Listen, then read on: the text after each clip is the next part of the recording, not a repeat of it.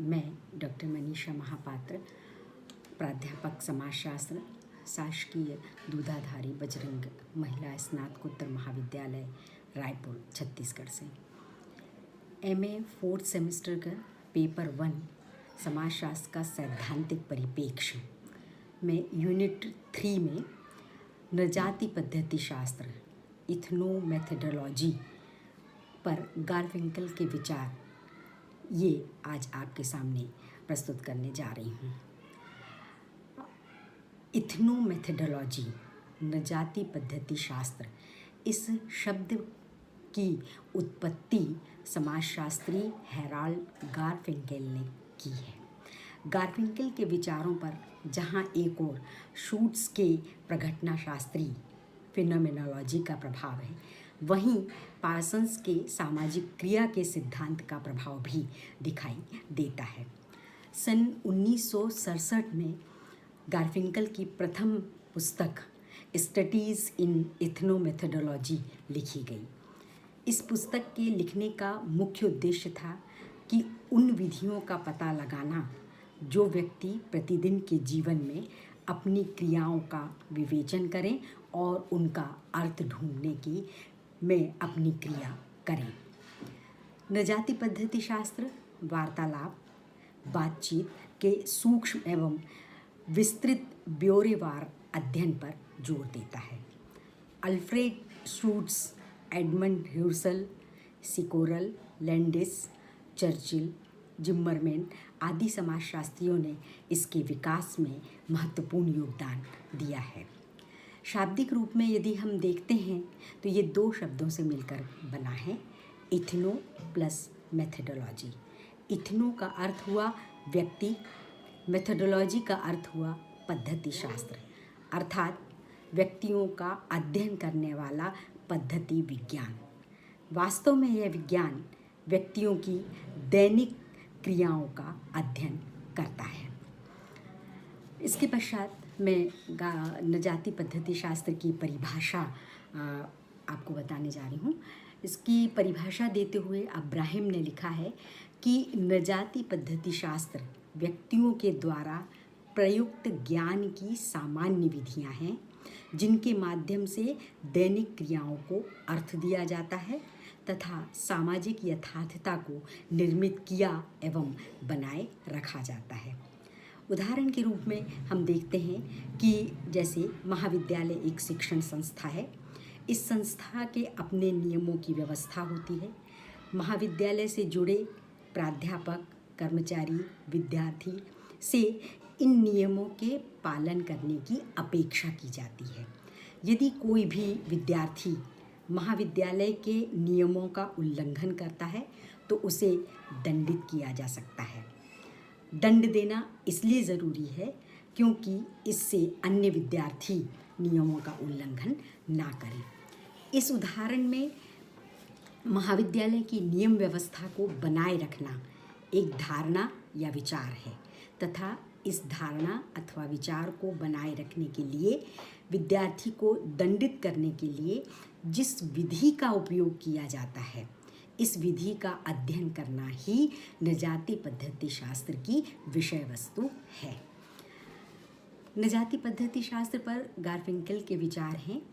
उनका वो सबसे अधिक प्रभावित पार्सन्स से थे। पार्सन्स सामाजिक व्यवस्था को पूर्ण नहीं मानते थे। गारफिंकेल भी उनके इस विचार से सहमत थे और इस विचार से आगे जाते हुए वो कहते हैं कि मनुष्य पूर्व में बनी धारणाओं अथवा नियमों को स्वीकार करके किस प्रकार से अंतःक्रिया करते हैं। गारफिंकेल का मत है कि सामाजिक जीवन का अध्ययन करने में समाजशास्त्रीय पद्धति सक्षम नहीं है। इसके लिए तो मानवशास्त्रीय अध्ययन पद्धति को अपनाना होगा। इस धारणा या पद्धति के माध्यम से हम समाजशास्त्र में प्रचलित अनेक अवधारणाओं का परीक्षण करके उनमें संशोधन कर सकते हैं अथवा पुनर्निर्माण भी कर सकते हैं। गारफिंकेल का मत है कि मानवशास्त्रीय पद्धति अपनाने से हम पार्सन्स, शूट्स के विचारों में समन्वय स्थापित कर सकते हैं। मैक्स वेबर का मत है कि सामाजिक क्रिया जिस रूप में हमें दिखाई देती है उसी रूप में उसका अध्ययन करना चाहिए। शूट्स का भी मत है कि हमें इससे भी आगे जाकर के सामाजिक क्रिया का अध्ययन करना चाहिए। क्रिया के प्रति कर्ता के मंतव्य का अध्ययन करना नजाती पद्धति शास्त्र में अनिवार्य बताया है। गारफिंकल के दृष्टिकोण की रुचि अध्ययन की उन पद्धतियों का विकास करने में रही है जिनके माध्यम से सामान्य बुद्धि और ज्ञान के आधार पर हम सामाजिक घटनाओं को समझ सकते हैं, जो कि व्यक्ति समझने की कोशिश भी करता है। फिर है सामाजिक यथार्थता। नजाती पद्धति शास्त्र की मान्यता है कि हमें किसी भी घटना में निहित कार्य कारण संबंधों का अध्ययन नहीं करना चाहिए, बल्कि उन क्रियाओं का अध्ययन करना चाहिए जो सामाजिक यथार्थता के आधार पर सामाजिक संबंधों का निर्माण करती है। गारफिंकल घटना के साथ व्यक्ति को बहुत अधिक महत्वपूर्ण मानते हैं। गारफिंकल के नजाती पद्धति शास्त्र में भाषा का भी बहुत अधिक महत्व है। सामाजिक क्रिया के अध्ययन में भाषा को वो महत्वपूर्ण मानते हैं। कर्ता अपनी क्रिया को करने के लिए जिन शब्दों का प्रयोग करते हैं उससे कर्ता की क्रिया प्रभावित होती है। भाषा के माध्यम से हम आदेश दे सकते हैं, अनुरोध कर सकते हैं, विचारों को लोगों तक पहुंचा सकते हैं। भाषा के माध्यम से हम एक व्यक्ति को इतना उत्तेजित कर सकते हैं कि वो प्राण देने या लेने को भी तैयार हो सकता है। कहने का तात्पर्य ये है कि भाषा व्यक्ति की अभिव्यक्ति का सबसे महत्वपूर्ण साधन है। इसके बाद उन्होंने तथ्यों के निर्माण पर जोर दिया है। गारफिंकल का मानना है कि दैनिक क्रियाएं ही सामाजिक तथ्यों का निर्माण करती हैं। सामाजिक तथ्यों का व्यक्ति से अलग कोई अस्तित्व नहीं है। सामाजिक तथ्य सामाजिक नियमों के रूप में होते हैं और इसका प्रयोग व्यक्ति अपनी सुविधा के अनुसार करता है। मानव विज्ञान पद्धति के रूप में भी गारफिंकल ने अपने इन विचारों को यहाँ प्रस्तुत किया है। उन्होंने कहा है कि समाजशास्त्रीय अध्ययनों में मानव विज्ञानी पद्धति को अपनाना चाहिए और उस पर ही बल दिया जाना चाहिए। गारफिंकल कहते हैं कि व्यक्ति के द्वारा की जाने वाली दैनिक क्रियाओं को समझना होगा। उन क्रियाओं के प्रति कर्ता के दृष्टिकोण को समझना होगा। कर्ता की परिस्थितियों को समझते हुए उसके अनुसार ही अपनी क्रिया को करना होगा या उसका अर्थ निकालना होगा। यदि बातचीत गंभीर है तो उसका अर्थ गंभीरता से लेकर उसका हल निकालना है।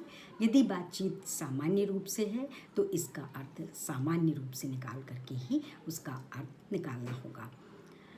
गारफिंकल आगे बताते हैं कि सामान्य ज्ञान का भी नजाती पद्धति शास्त्र में बहुत अधिक महत्व है। गारफिंकल ने नजाती पद्धति शास्त्र में सामान्य ज्ञान को बड़ा महत्व इसलिए दिया है। उनका कहना है कि उन्होंने एक उदाहरण के माध्यम से इस बात को स्पष्ट भी किया है कि अमेरिका में ज्यूरी का उल्लेख किया है।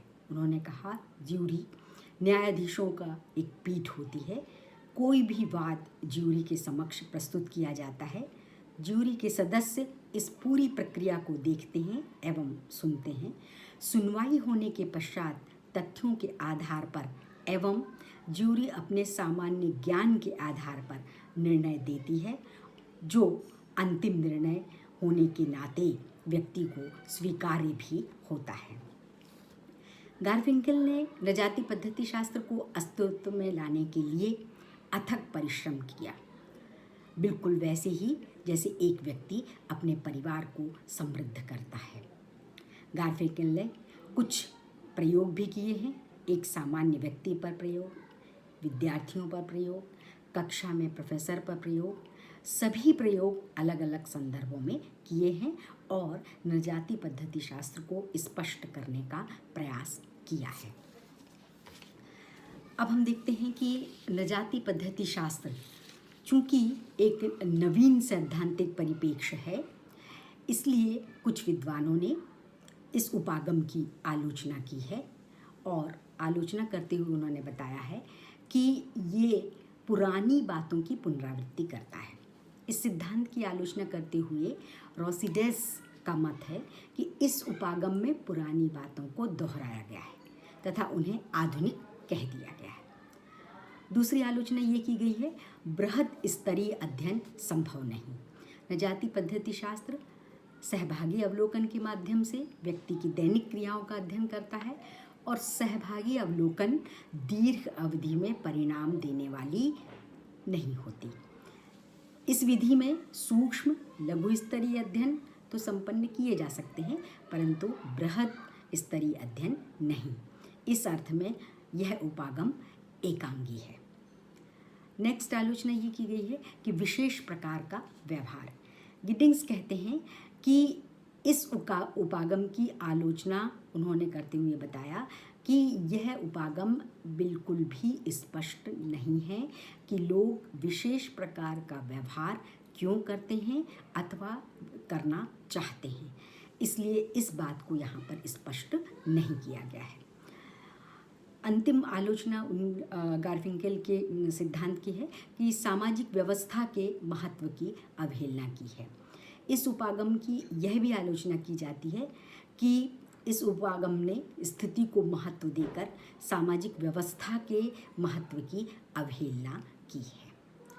ये गारफिंकेल के विचार हैं और उनके विचारों की आलोचना है। धन्यवाद।